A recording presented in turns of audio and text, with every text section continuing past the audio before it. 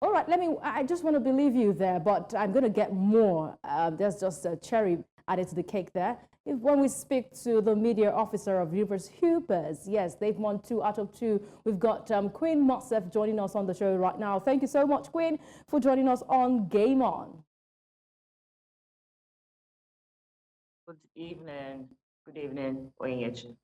Hello, good evening, Queen. Thank you so much for joining me. You've just made it 2 ladies against 2 guys, so I'm fine with that. I've been the only one on the set before. But great to have you join us on the show. It is 2 wins from 2 games played, and this means that there is no stopping the Rivers Hoopers this season, isn't it? Well, no stopping us. That's our goal. Our goal is to defend our title. We know it's not going to be easy. The Atlantic Conference looked like the weaker of the 2 conferences, looking at the results coming in since yesterday, and looking at how much preparation the Savannah Conference teams have done before the tip-off for today. They just started playing today, unlike the Atlantic Conference teams. We started ours in Benin yesterday. So, but their conference looked tougher. I've been following games from there, and we've seen some surprises. We've seen some usual results. So, but talking about my own conference and the Rivers Hoopers, we want to remain dominant, and our goal for this season is to defend our title. We've been to the Basketball Africa League, like what Mwachukwu mentioned. We need to have that icing on the cake of which you look forward to when you're playing the league. So, but I think for the last 7 years or last few years since 2019, the icing on the cake for Nigeria Basketball League is going to the Basketball Africa League. It's not even about winning the title and then winning some certain amount. It's about who wins the league and then get to represent Nigeria, the Basketball Africa League. So that's the one incentive, because the brand of the BAL and NBA in conjunction together, it's a great one. So every team wants to be a part of it. I can tell you for a fact that this season is going to be tougher, but we want to remain dominant. We've started off really strong with 2 wins out of 2 games. We still have 5 more to go. This is not even the most important part of the league. The most important one is the playoffs, and that's going to happen in 2 weeks' time. That will determine if we will still retain our league, which we are hopeful. We've done our business, like I will always talk about. We always want to do our business well. And we always ensure that behind the scenes, we get the job done, so that when you see it, you would understand that a lot of work have been put together by this team, and that is why they are doing well. We don't just half-baked put a team together. Most of us have been together since the BAL, since January. We've been together since January. So just a few additions, because a few left, and then we also need to get stronger, and then we had to beef up in some areas. So we've been together all through the year together, even at the Chief of Defense Staff competition that happened later this month, which we use as the preparatory tournament for this particular league. So we've put in the work, and why you're seeing us remain dominant like this is because a lot of work has been done, and we are now seeing the dividend out here. Indeed. Hi, Queen. First of all, it's always a pleasure having you on Game On. Let's talk about additions. One thing I can tell you for a fact is that I think Rivers Hoopers are very good when it comes to recruitment. So I've seen the likes of Sam Sani and Michael Okiki joining amongst other 5 or 6 players, if I'm not mistaken. But out of these additions, who are the key players who you feel that have now joined you will actually help and propel Rivers Hoopers to possibly winning, the league? We cannot rule out Michael Okike. We can't rule him out. He has national team experience. He also have experience from Africa basketball, playing in some other parts of Africa. Like he recently played in Abidjan. So he also played in Benin. So he has experience playing outside of Nigeria. In the absence of not having a league in Nigeria, most of these players have to go out. They need to go out to play. You can't just stay idle all through the year. So he has that experience playing on the national team and also Africa basketball as well. He's one of the best point guards in Nigeria. You cannot rule him out when it comes to every game. So in the point guard position, he brings his wealth of experience. He also brings his leadership, which is quite great for us to go out there and also do well. Also, Samuel Sani is a young player, under 18. It's just like 18 years of age now. He would have made the final squad going to the under 18 championship that went to South Africa. But I think they had some maybe bit of an issue or clearance issue or something like that. He couldn't make it. And if you've been following up our stories and the updates we've been churning out of the team, you realize that he has been top performer when it comes to rebounds, when it comes to block shots. That means he has sort of filled that area of a defensive player. He's a center.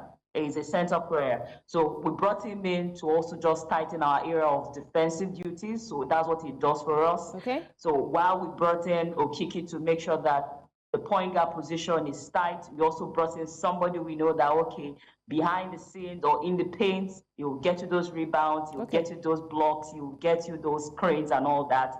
And not to forget our captain. We have our captain, Victor Anthony Coco. He's a veteran, he's a legend. So we're also looking at the future. We know that in the next couple of years, we don't know if he can still play 1 or 2 years anymore. So we are looking at filling in that gap where someone will be able to fill in for Coco if in the next few years he doesn't get to play or retire. This Samuel Sani will now step up into the place. So now we are gradually building up for the next generation of River Super. So I think these players, not to also forget Victor Sunday, who's also a point guard as well. So bring in both of them as well as Okiki. We are hopeful that, yes, they will do well. For Patrick, who joined us, he played for City Chiefs last year. He lost to us in Port Harcourt, but joining us has been really key. He's a very good forward player, very good from behind the arc as well. So these are areas that we felt that we really need to just touch on 1 or 2 players here and there, and we'll be fine. So, but most especially having Okiki and also having Samuel Sani, who will also be a backup, and also not to forget Ikena, who is also a defensive player as well. If we leave you, I'm sure you're going to mention the whole roster. I'm very certain you mentioned the whole roster. Oh, yeah. But Mr. Onyewuchi has got something to say. That's the new players, just new players. I'm not mentioning everybody. That's the new players I'm talking about. Yeah, Quinn, it's good to hear from you. Absolute delight. Your passion is quite infectious, and we like it. We like it when you talk about basketball. But I want to get you talking on 2 key areas. Facilities. We were debating here last week about the state of facilities of the 2 centers hosting both the Savannah and the Atlantic conferences. Hoopers, the best team from this country. They have, been exposed to the best facilities, playing in Rwanda. And, what is the state of the facilities where you are playing at the moment? And in the aspect of funding, are there assurances from the Federation that money will come in from the private sector soon? I'll do a deep, I'll take a deep there. Really, this part of discussion is one thing I don't enjoy talking about. Why do I enjoy talking about it? Because I feel always disappointed where you've traveled across Africa. I've been to the Dakar Arena. I've been to the Kigali Arena. I've been to the arena in South Africa, and you've gone to these places, and when you compare to what you have here, you just shake your head and you be like, when would we have something like this? Although a few months ago, we had information that we'll be having a Lagos Arena soon, which I'm hopeful it would come up maybe next year or in 2026. So, but the facility, no, they don't even measure at all. We are far, far behind. Like, we are backward. We don't compare. The only thing we can actually boast of is talent and skill. That is what we have. But in terms of organization and facility, no. It's. I'm sorry to say, unfortunately, we're at zero. We're at zero at this point in time. So, but what we have in Benin, yes, it was used during the National Sports Festival. I don't think we also had. They also made use of this place during the Women's Basketball Championship. One of the faces, but so far, it's not really great. I'm just trying to be mindful, but truly, it's not great. Yesterday, we had issue of lighting. We had to play the basketball games without lights, and you know how important light is when it comes to playing basketball. It's sort of bringing that glamour and that extra flair to it when you're playing a game. You might play a game during the day, but you still need that light to sort of give it an extra touch when you're playing a basketball game. So we had issue of light and all that. So but for today, this morning, the first 2 games, we had the light back, even though it went maybe in a particular light, I don't know.